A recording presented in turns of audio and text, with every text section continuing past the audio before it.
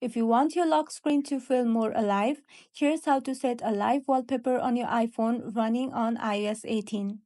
First, go to your Settings app, then scroll down and tap on Wallpaper. After that, tap on Add New Wallpaper.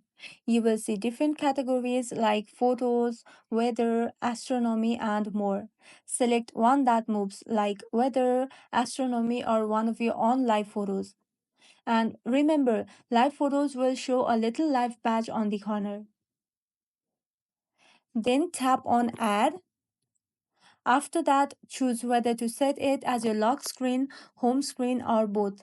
Live photos only animate when you press and hold the lock screen, and only if live photo is enabled. And that's how to bring your iPhone screen to life with live wallpapers on iOS 18. If this video was helpful, don't forget to like and subscribe for more iPhone tips and tricks. Thank you for watching.